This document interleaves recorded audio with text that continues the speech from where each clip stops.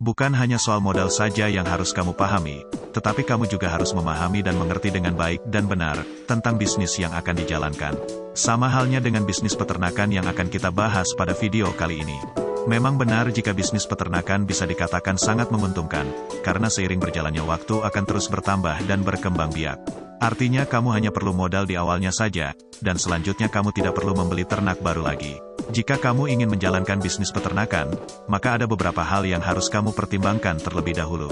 Kira-kira apa saja? Mari kita langsung saja ke video pembahasannya.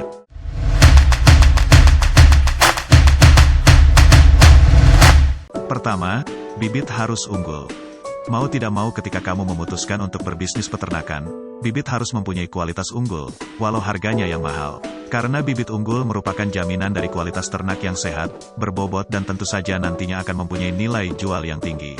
Apapun jenis ternaknya mulai dari ikan lele, ayam, sapi dan lain-lain. Pemilihan bibit unggul merupakan kewajiban yang harus dilaksanakan.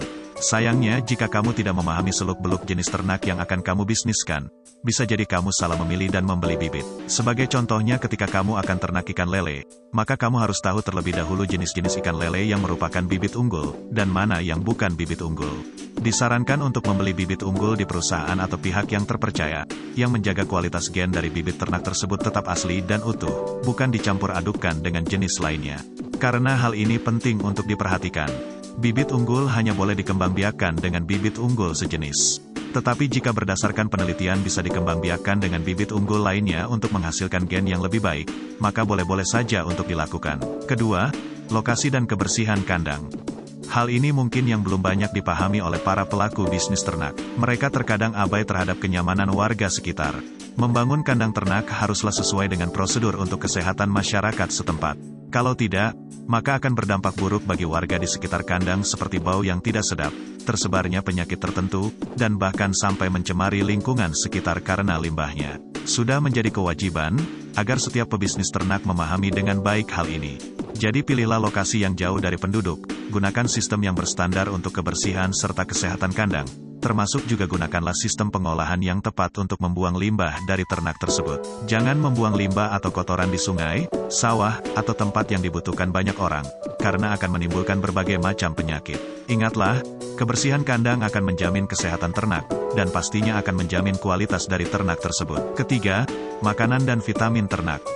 Berternak sudah seharusnya memberikan makan ternak dengan kualitas pakan yang unggul, serta memberikan vitamin yang tepat. Karena kualitas pakan akan menentukan bobot serta kesehatan ternak. Jadi pilihlah kualitas pakan yang unggul dan sudah berstandar, sehingga ternak tidak hanya sehat dan berbobot saja, tetapi ternak pun akan kebal terhadap berbagai penyakit. Disarankan hanya membeli pakan ternak dari produsen pakan yang sudah terverifikasi atau terdaftar. Karena saat ini sudah banyak lembaga penelitian yang menjual hasil penelitiannya, untuk pakan ternak dengan kualitas terbaik. Sedangkan untuk vitamin, ternak juga membutuhkan vitamin yang tepat. Vitamin ini sangat bermanfaat untuk kesehatan dan kualitas ternak. Dengan memberikan vitamin, akan menjamin ternakmu terhindar dari berbagai macam penyakit. Tetapi yang perlu diperhatikan juga adalah memberi vitamin yang berstandar, serta vitamin juga harus diberikan dengan kadar yang pas, dan tentu saja seperti yang disarankan oleh para ahli ternak. Nah, itu dia tadi beberapa hal yang harus kamu pertimbangkan sebelum memulai bisnis peternakan.